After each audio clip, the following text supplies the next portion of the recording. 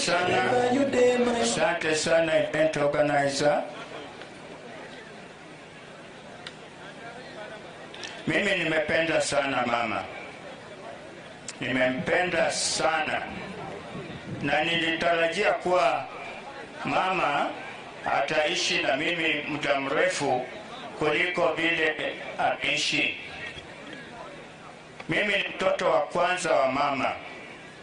Kwa hivyo nilimwona mama akiwa bado kijana. Kwa sababu mama alinizaa mimi akiwa na miaka 21. Na mama ameishi mpaka amefika miaka 87. So pengine kuna wengine kati yenu walikuwa wanauliza hii mheshimiwa iko miaka ngapi? Hesabu yenu mnaweza kupata hapo. Mimi nimeishi na mama kama mama yangu zaidi ya miaka 60. Na mama aliniangalia vizuri sana. My mother did everything she could for me. There is nothing that I asked for that my mother did not give me. She loved me. She gave me discipline. She taught me to be a very courageous and bold person. To dare where daring was necessary. Sometimes my mother would tell me things and I thought, yes, she seems to be in sync with Ronald Reagan. When there was that disaster of the Apollo shuttle, Ronald Reagan told Americans, and my mother spoke on those lines, the future does not belong to the faint-hearted. It belongs to the bold and brave. So my mother encouraged me to step forward and always aim at the best. She believed in excellence and she wanted us to do just that. Mama aliniangalia na ndugu yangu amesema, hapa tuko tunafanya ibada ya mwisho ya mama. Hii skuli ndio nilianza kusomea. Niliingia standard 1 hapa. Siku zile kulikuwa hakuna nursery school. Na nikiwa standard 1, mimi mama alikuwa ananiweka msafi. Kwa sababu mama alikuwa mwalimu na hakuacha ualimu wake kwa shule. Alikuwa analeta hiyo ualimu hata nyumbani.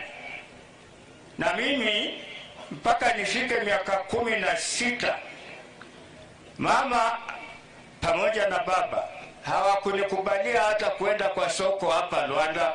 Nikipatikana kwa soko Luanda na chapwa kiboko kabisa. But I thank them because they did that. Because they made me who I am.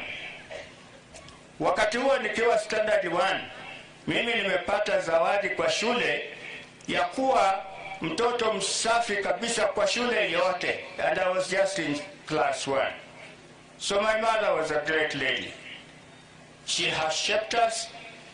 If you see a firm man in me, it is my mother who prepared me to be firm.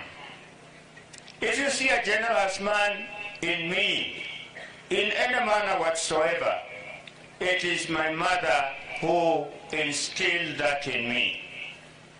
She gave me everything. And I will really miss her. In fact, I thought my mother will live longer. Yes, she has passed on at 87. But when I spoke to the doctors who are looking after my mother, I did say to them, why don't you just try very hard so that we can give Mama another 5 years. Abadaktari bana bangolanga nisibanga khane afwana abali bamanya kachicha ahwewa. Lakini ndahaba sana mama menye yona kusemika 90 something. Because kukawanje yafana nendemika 104. Kukuwanje yafana nendemika 98.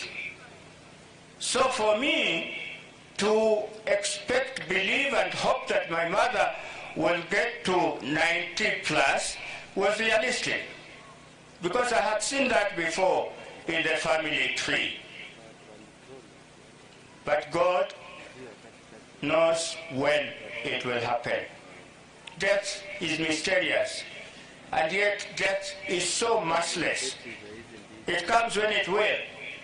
And we ordinary mortals have nothing that we can do about it. We remain only helpless in its wake. And so here we are. Mama is gone.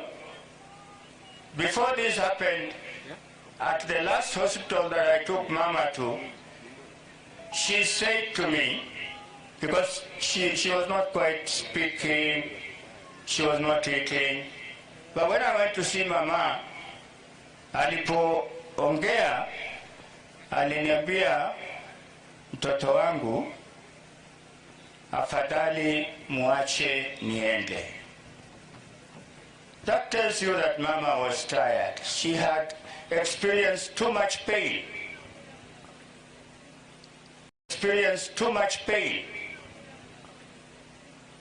So I asked the doctor, what do I do with this kind of remark from my mother? Kwa sababu mimi nilichanganyikiwa tu, hata sikujua nitafanya nini. Daktari akaniambia, wakifika umri huu na haswa kama amekuwa na shida ya afya, huwa wanaona kama wamechoka. So mhubiri pia amenisaidia. I have received a lot of counseling from our padre, from the church, from the bishop. Bishop Charles came to condole with us. Bishop Olesepit did the same, Archbishop. It was quite an honor to Mama. And they said to me, please try and come to terms with it. Be strong.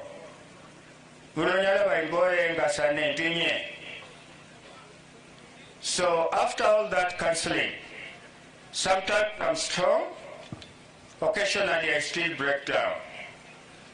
But I will plead with all Christians in this region to pray for me, so that I can get the strength to continue where Mama has left us, to continue to address her legacy and do the best that we can for humanity. And because of that counseling, I have had to agree that Mama is indeed dead, and I am releasing her to go.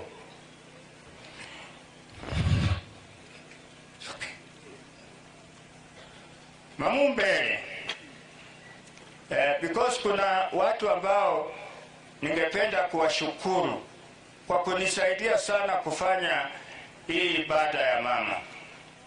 Na wa kwanza ambaye alinisaidia kwa hali ya juu sana, hata mimi sikujua kwamba President Uhuru anaweza kuwa na roho na ile sympathy kufika kiwango hiyo.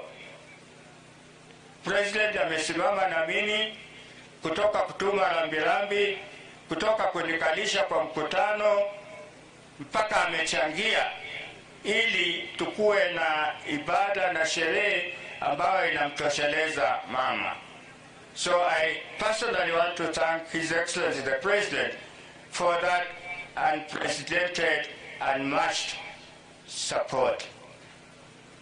I also want to thank the Right Honorable Prime Minister Raila Odinga, because he too has given me support.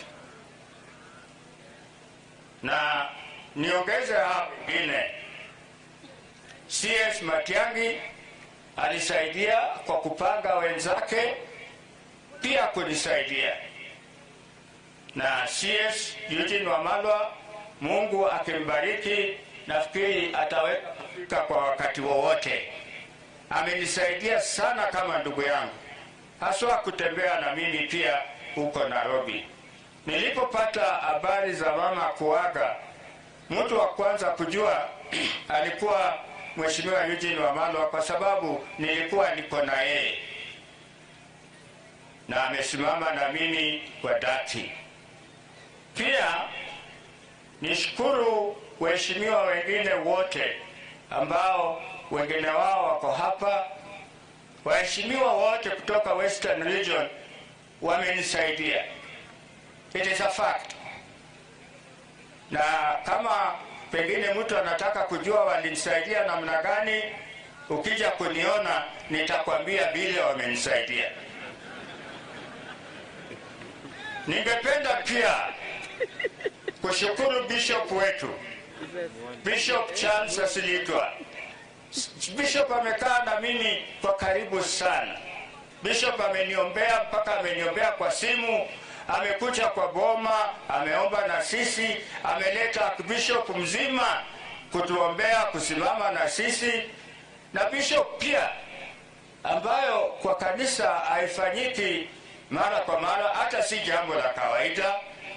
Bishop alinipatia basha na pesa ndani. Yes, it is very rare, but a wonderful gesture coming from the leadership of the church. I think you should clap for the bishop. Archbishop wa Anglican Church of Kenya, Ole Sapit, pia ni mshukuru kwa sababu alitafuta nafasi yake kuja kutusaidia.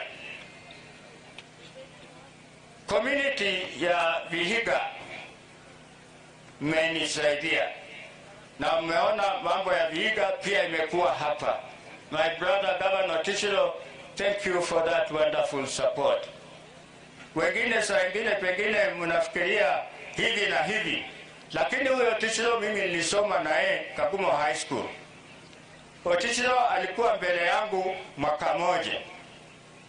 Tulipoanza kufanya kazi, huyu Dr. Tichilo tulikaa kwa nyumba moja. Makafukando obusuma kufuka na khubi kufuka na kabachi na kuyacha hala. So ndugu yangu, thank you very much for that wonderful support.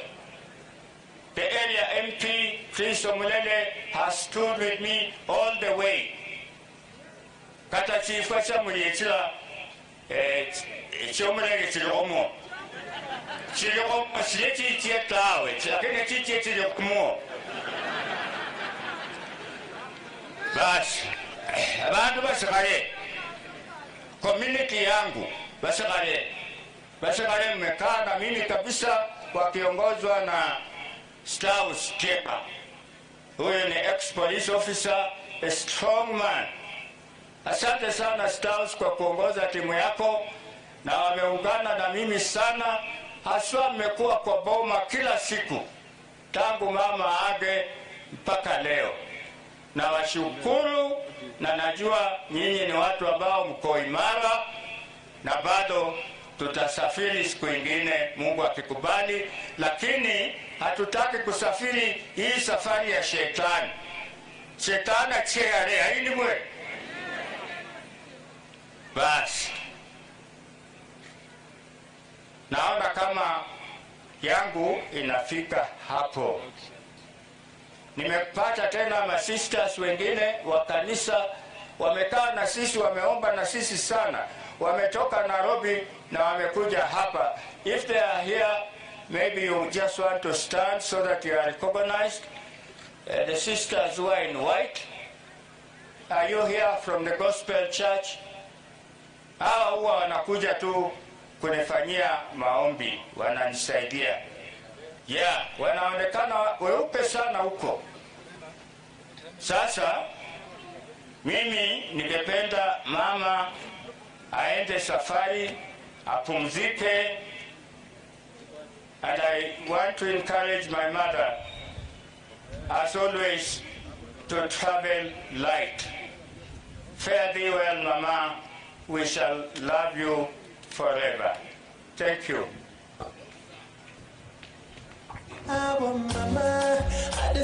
Asanteni sana. Mama Dori na sisi tulikuwa tunaconsider yeye kama our Barbara Bush in our family. She produced two great leaders. Her husband was a councillor and her son was a speaker. Thank you. Tushukuru Speaker Emeritus kwa mwongozo ambao ametuongoza tangu tuanze mpaka wakati huu. kwa niaba ya Dikonari ya Bunyore, Weya Mdaji Dikon, tunaleta rambirambi zetu kwa jamii ya mama wakiongozwa